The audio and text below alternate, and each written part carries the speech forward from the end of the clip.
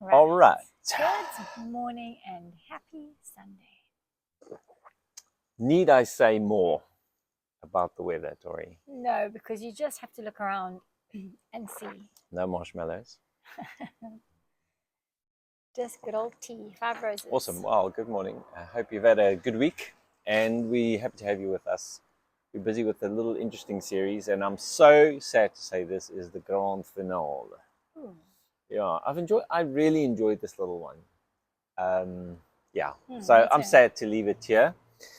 There's so much more to read about this, though. If you need more information about it, there's so much out there to read. Like, you could literally buy books and read books on books on books on books On this exact on point. this point, yeah. So there's a lot more information.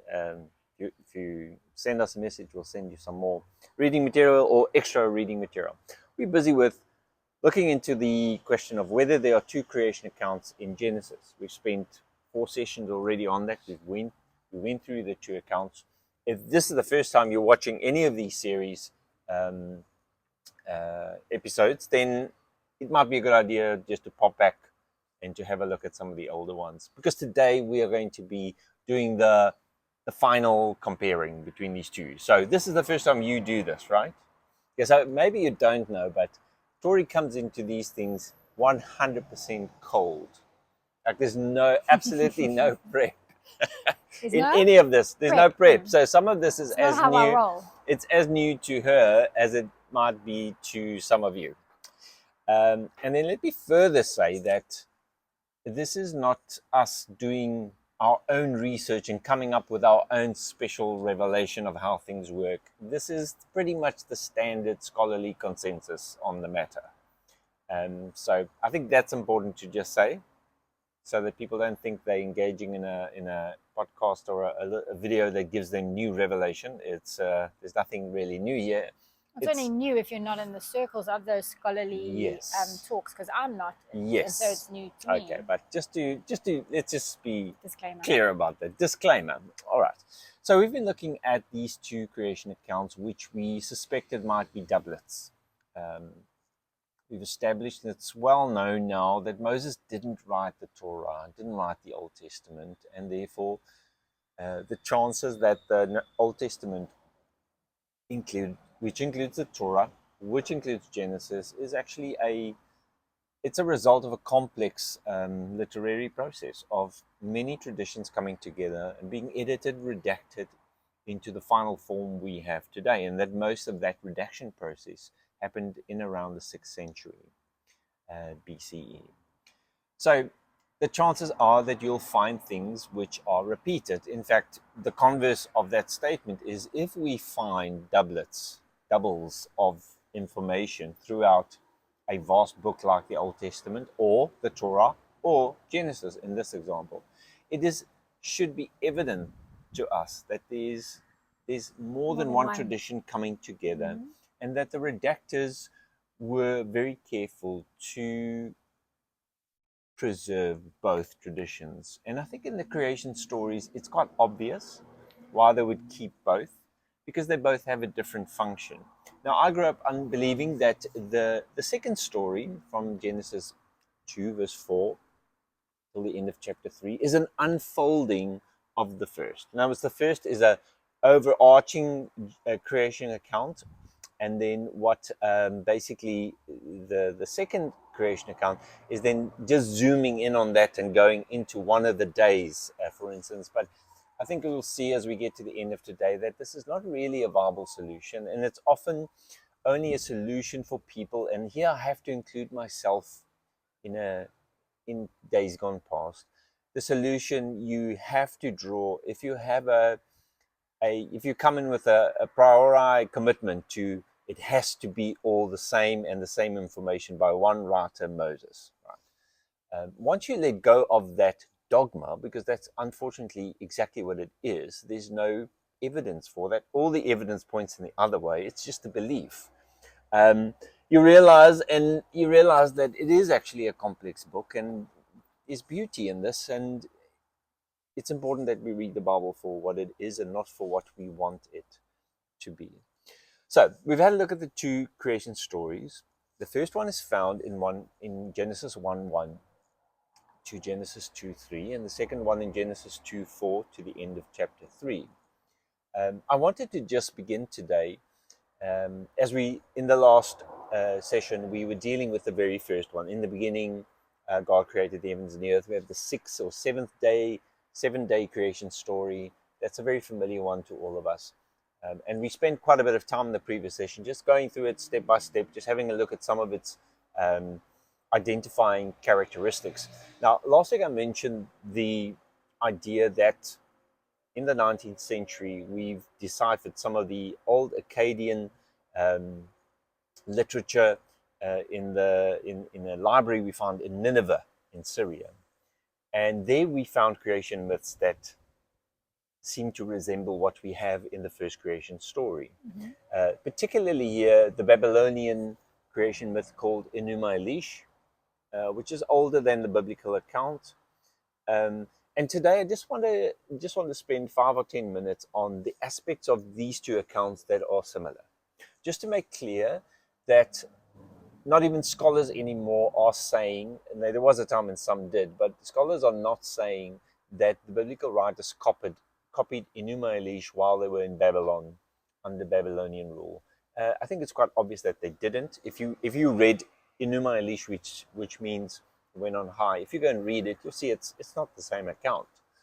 But the point that is being made is that it draws from the same cosmology. It understands the world in very similar ways. And this is something which has become very clear to me as I've spent more time researching the historical context of the Bible, that the Bible actually has a lot of its roots in the peoples around it, in its own time. It's a product of its time. And so the first creation account is not different in this way. It understands the world in some similar ways than the Enuma Elis. So we want to make sure we're accurate here. We don't want to overestimate the influence or underestimate the influence. So I just want to highlight a couple of things, which are quite striking things that these two accounts have in common. Striking enough to understand that they are somehow related, even if it's just through the conscious, collective consciousness of the peoples that wrote them, that there was some common understanding between the Jews that wrote this account and the Babylonians who wrote Enuma Elis, right? There's some form of a relationship. Okay, so some of the things that are quite interesting that they have in common are the following. Got a little list here that I want to work through quickly. The first thing is this, that it seems like spirit and matter exist independent of each other, and that in each of these accounts, the god or the gods are manipulating matter to bring in the chaos into order.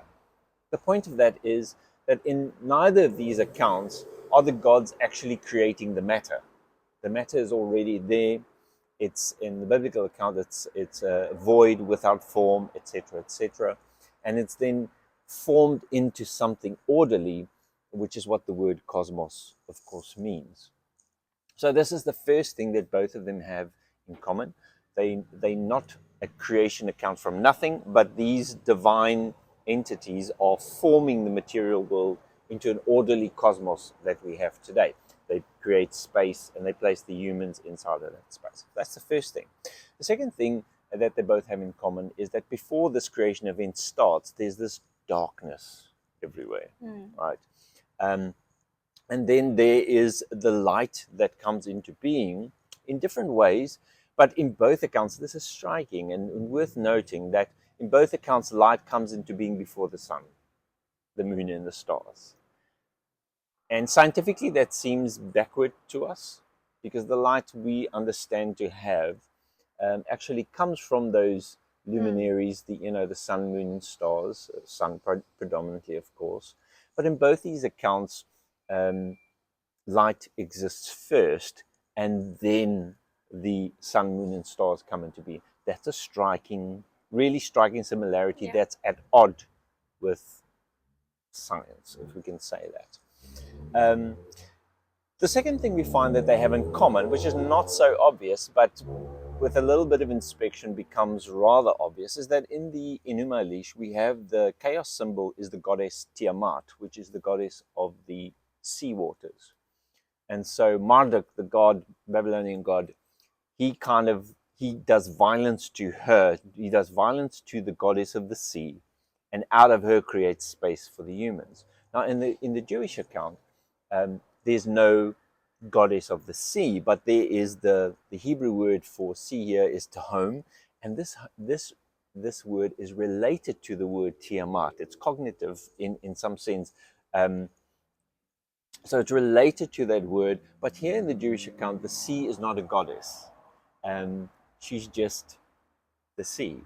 So there is in a sense, a demythification, if I can, I'm not sure if that's a word, but of the account. But the point is that out of this mass of deep water, sea, abyss, whatever you want to call it, chaos, that's where everything comes from. So that's another thing these two things have in common. Although in the Enuma Elis, it's a goddess that a god fights this goddess and slays her. In the Jewish account, it's just God speaking, and all this waters turns into space for human beings. Keep in mind that the Akkadian language, I think, is understood to be an Eastern Semitic language, and the Hebrew that we have, or that Genesis was written, is understood to be I think a Western or a Northwestern Semitic language. They are they're quite similar. They have the same kind of traits. And so they can be related in some ways. And so it seems like this word Tiamat and Tehom actually are related in some sense. All right. In the Enuma Elis, Marduk fillets the body of the slain Tiamat, like cuts it in half, right? And then he uses half of it to form a barrier to keep the waters from escaping. So he pushes up the waters so that there's space that's created. And now the waters above her body can't get down. So you've got the space. So in the Jewish account, you have the same thing happening, but just in different terms. It's not a goddess that gets slain, but God creates a firmament, the solid dome type thing that keeps the waters above, waters below. And you might say, oh, this is very different. Yeah, it is very different in its mythical narration, but in essence, it's the idea that out and inside of these waters, the waters gets locked up into spaces so that there's some space for humans to be placed in. So that's very peculiar. It's very, what's the word? Unique. Yeah, it is unique, and that it would be in both accounts cannot be a coincidence, right?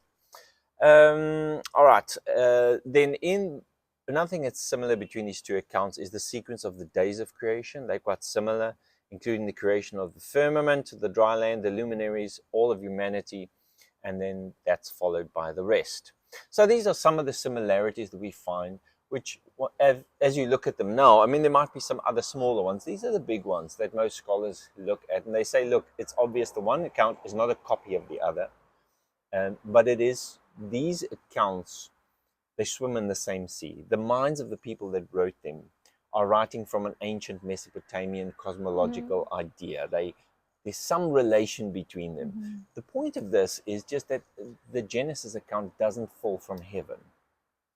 It is influenced by the people that actually wrote it. Okay, so just wanted to spend a couple of moments on that, and that's just a very, very brief summary. Once again, you can read books and books on this issue, should you like.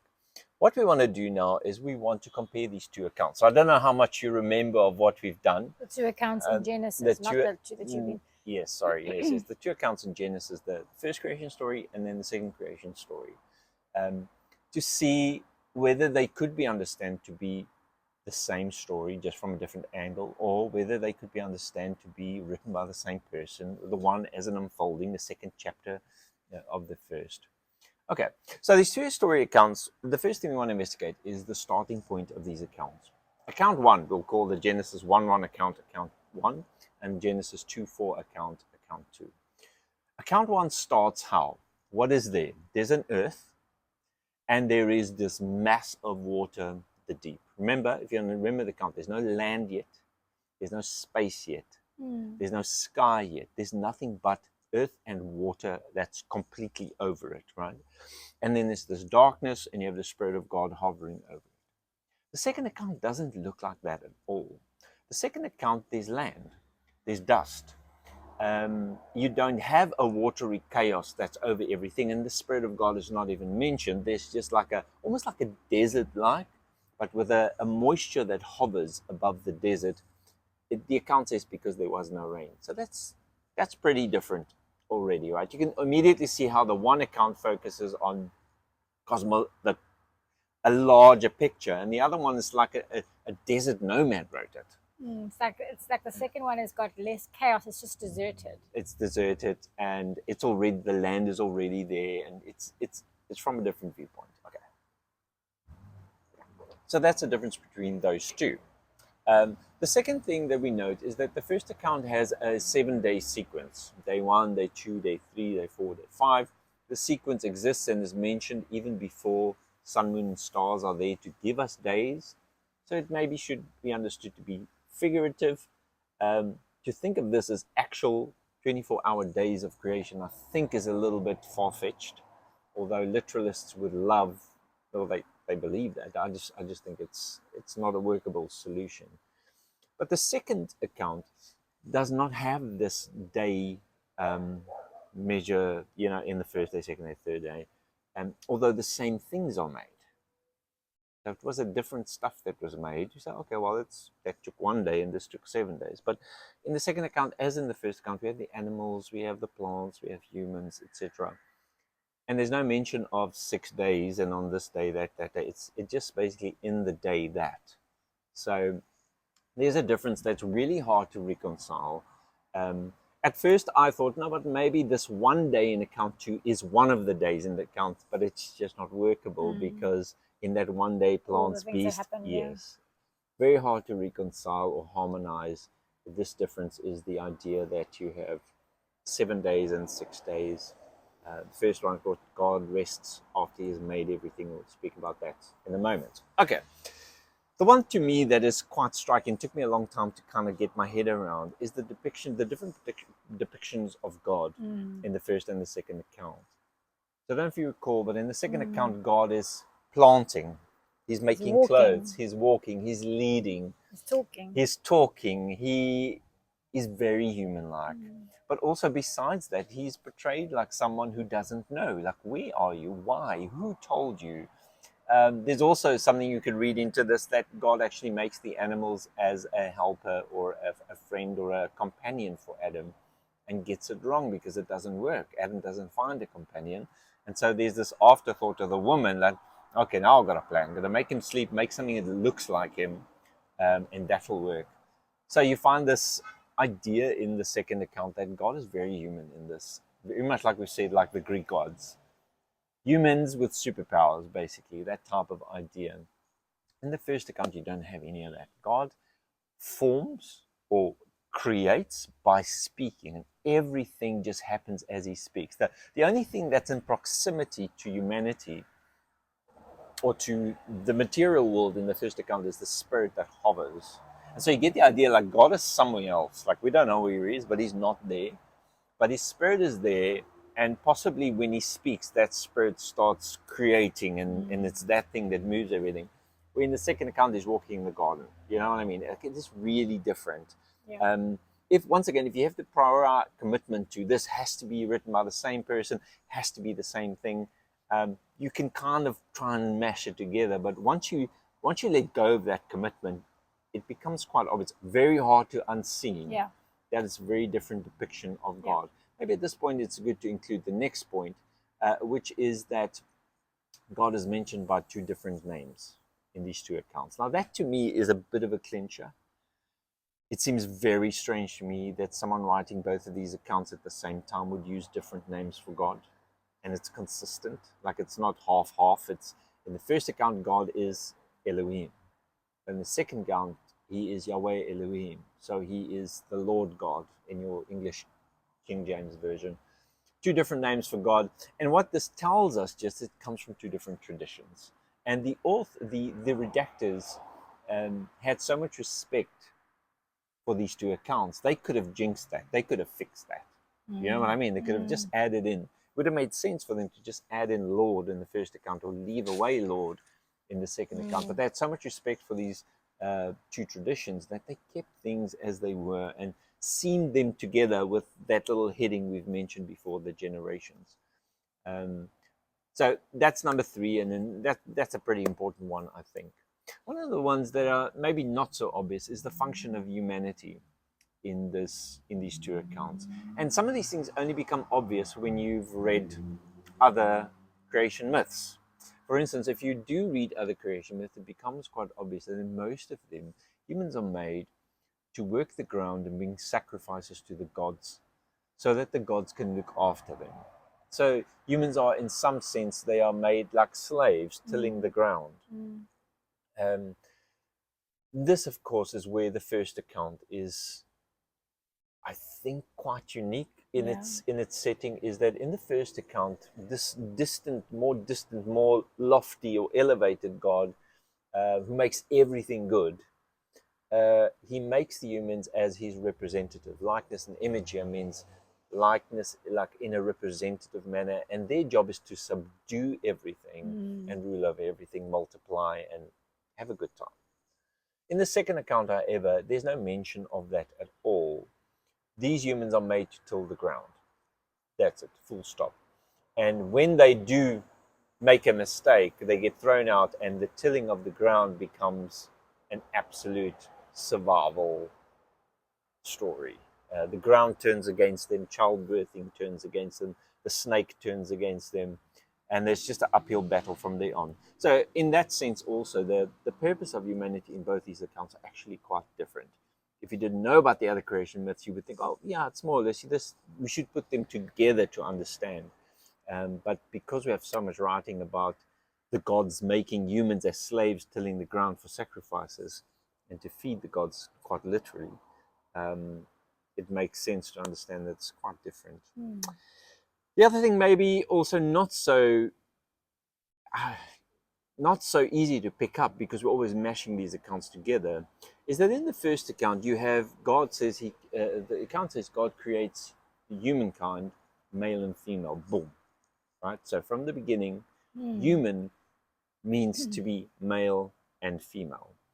I don't believe this is a type of is androgynous the right word? I'm going to be fancy, but it's not the type of idea that God made a being that was male and female in one and later separated that, because that's something you have to force on this.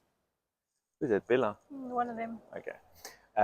The idea, and I know a lot of people use this, for very good reasons. They would say, no, but in the beginning, God made male and female one, and then later he separated them, when he takes out. But that's 2 different stories. This story, male and female, is the humankind from the very beginning. There's no separation. The wife is not taken out. She's not a helpmeet. She doesn't come because Adam needs help or is lonely or whatever. From the beginning, it's a bit more progressive. You know what I mean?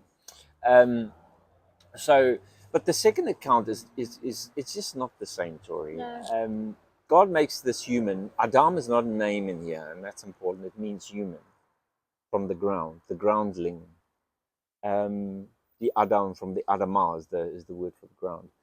He makes him, and then he decides he looks quite lonely, so he makes all these animals, and then Adam names all of them, but that doesn't take away the loneliness, and he still needs a helper. And so God then puts him in a deep sleep, and he takes his rib, or there's many ways to interpret that, but from him he forms something that looks like him, and she's called the Isa, the woman. The weird thing is how the rest of the account explains. It doesn't say and the man and his woman, but it says and the human and his Isa, as if the woman is kind of just like after the animals, an afterthought of, we still don't have someone that looks like him, that he likes or whatever, so the woman is made at the end. Very different. Yeah. Very different. The woman is an idea that's added on later. In the first one, it's always been like this from the beginning. So you'll find that more conservative people like the second account better, because there it's clear that the woman is helper, kitchen. The man is the main one. The man is the main human. He's the real human. The original. And more progressive people prefer the first account, because the humans are male and female, and there's no order in any of that. Unfortunately, as Christians, we've been forced to push these 2 together, and we can't read them for what they are. So we now say man and woman are equal, but And there's always a but. Yeah, But that's the the woman but. is the Yes. helper, because Yes, she was she's made the to be helper. Adam's helper. Yes, yes, yes, yes. That's what people say. Trying We to don't marry it, yeah. say that. I don't say that anymore. I think that's what you get when you put both together. Yes, you get a sense, a type of a complementarianism which is probably the predominant view in most churches, most modern type of churches today, is that men and women are equal, but it's because their functions are different. That's why women can't lead. They're functionally different. So women are made, they're equal, but women can't do what men do. So that's kind of a complementarianism, which, by the way, is a very modern idea. The old church fathers believed that women were inferiorly in terms of were inferior in terms of intellectual capacity. So anyway, leaving that aside, it's one of the major differences I think that you find in these two accounts, and it's just reflecting two people's or the same people, or two people's thinking differently at different times about what's going on. And we'll mention this later, but the second account really, to me, seems like an explanation for why patriarchy is the way God made everything. So people looked at how things were, men were ruling over everything, and they wrote a story to explain why it's like that. It's because she took the fruit and she came later. Even Paul in Romans, I think, if I'm speaking under correction, believes that men are to some degree superior because the woman came later and took the fruit. And that became a theme right throughout Christianity and still is today. All right. The other thing that's even more subtle is in the first account, all the trees and their food are good for fruit. All the trees and their fruit are good for food. In the second account, you have these two trees that they're pretty special, and this one tree specifically causes the greatest amount of chaos. Now, we can just smash them together if you like, but I don't think we should be doing that. This is a difference between these two accounts. The one account is doing something completely different than the other account. Well, generally what you find in the first account, everything's beautiful, everything is good, everything's exactly like God wanted. There's no fall, there's no mention of sin, there's no snake, there's nothing. The second account, however, is a bit of more. It explains suffering, pain, and all of that. Okay, we'll get to that in a moment. Right. The other thing that is one of the major differences that to me seems to be completely irreconcilable is the order in which things are made. So you could, if you really wanted to, you could push for harmony between these two accounts.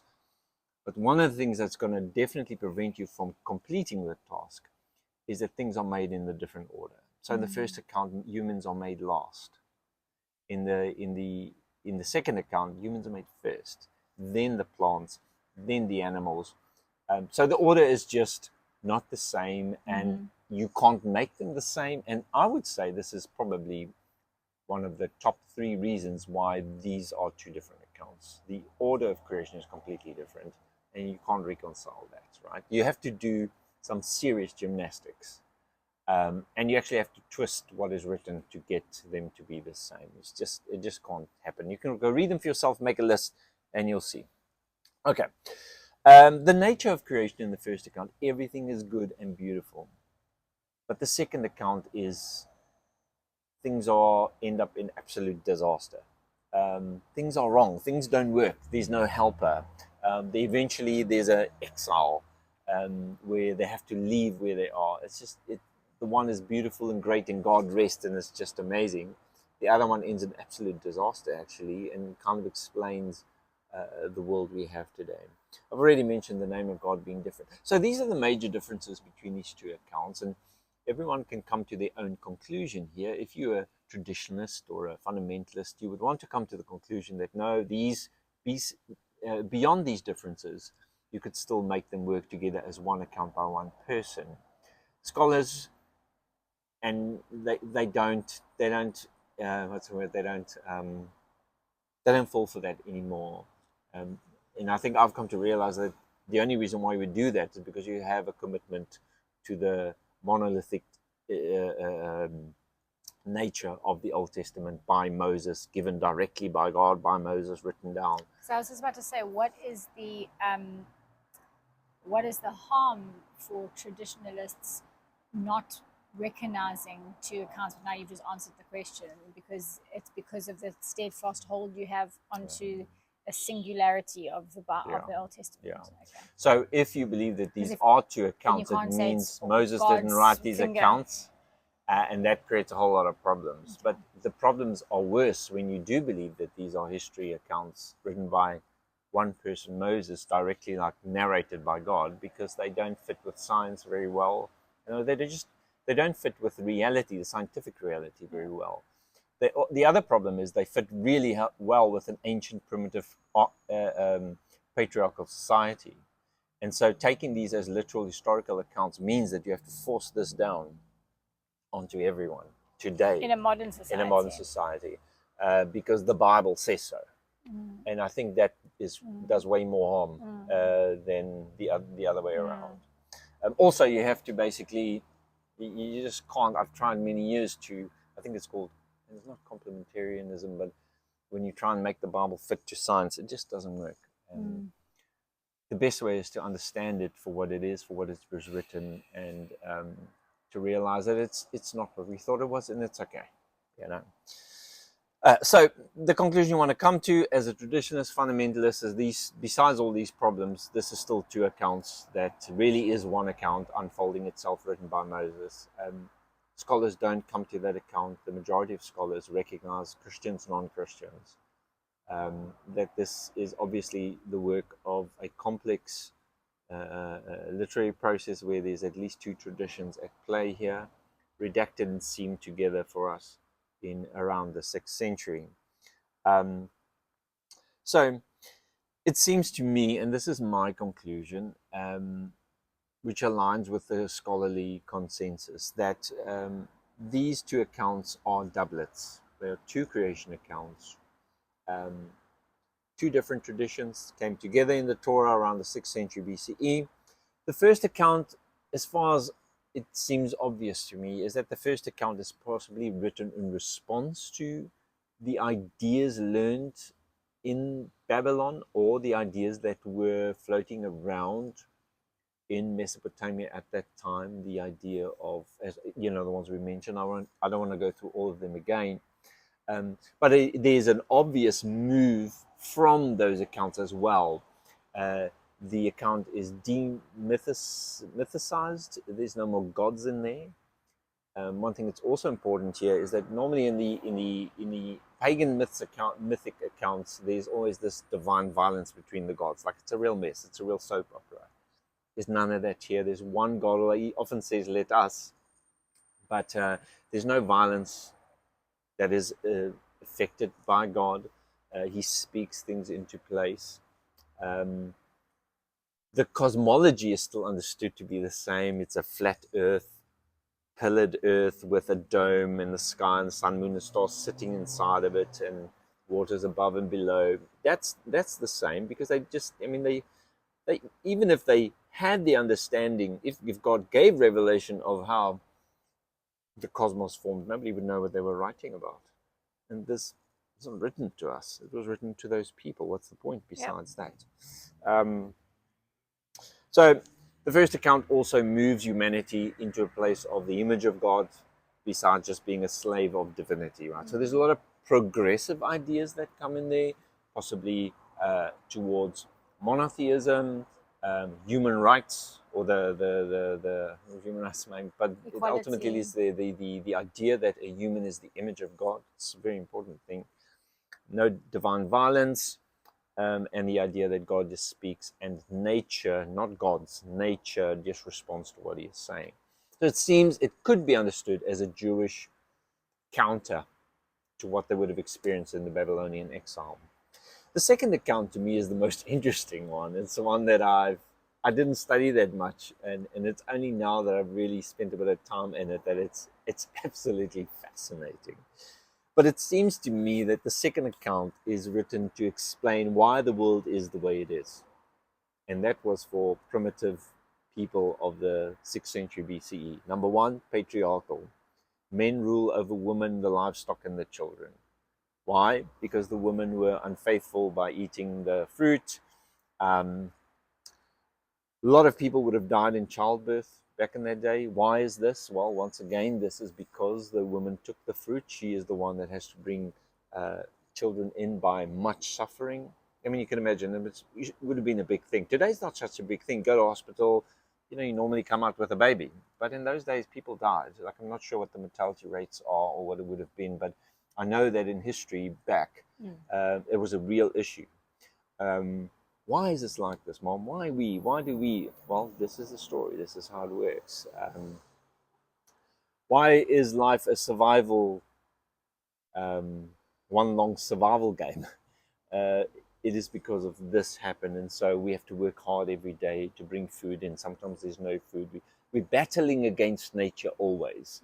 And this is the story is written to explain that, why society is, why life is the way it is, why is there suffering and pain. But also ultimately it's also explaining the difference between humans and the gods. That humans are higher than animals, right? They have the knowledge of good and evil. It's a good thing in this story, contrary to popular belief. But we don't have eternal life. And the reason we don't have eternal life is because of what happened in that garden, and God just closed it off to us. So we are stuck in between being animal and being divine. We have the knowledge of the divine, we have the good and evil ideas, but we don't have we die. And ultimately, that's always the hardest question to answer. It's the thing that stares us in the face always. Humans die and we hate it. And why do we die? Well, this is why we die. So, to end off today, however you interpret these accounts or want to interpret these accounts, I think it's become glaringly obvious in most, even of some of the most conservative Christian circles, that we can't read these accounts as history or science. It does violence to the text. It's not what it is. It's not what it was written for. But they are important to us. They are important to us to understand how the Jewish people, which are important to us, how they understood themselves in the world and how they understood God. Because their way of viewing God in these stories, especially the first account, seems to be a progression out from the old polytheistic slave humans mentality.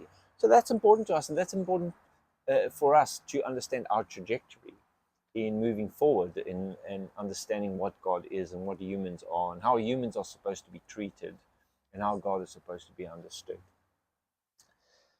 And I want to end off like that. So, Very interesting. very interesting. I love this thing, and I think that there's actually a lot more to be said of all of this. That second account that you said is because it looks like using a story to explain what already is and why it is. Like, it reminds me of the concept of a lot of like African tales, when it's like, why does the giraffe have a long neck? Well, back before why does the leopard have spots? And there's these beautiful, but it's like a fable. It's a myth. It's called but a myth. Explaining why things are the way they are. In my mind, there's no doubt that this second account, that's what it did. There is another level to the second account which some scholars make us aware of, and that's this, that the story of Adam and Eve not obeying God, they're living in this Edenic, amazing place, they don't obey God, and therefore they have to be removed out from the place, is a nod to the exile, which the exile is the Jews living in their kingdom, their promised land, right, given to them by God. And because of their disobedience in serving other gods, what the prophets tell us, they had to be removed from that land. The Babylonians come and they exile them. And now they're stuck in exile, and they're telling the story of why they're in exile. So that's also a big possibility that this second account actually nods to that as well. Yeah. All right. Anyway, guys, have a wonderful Sunday. See you next week. Cheers. Bye.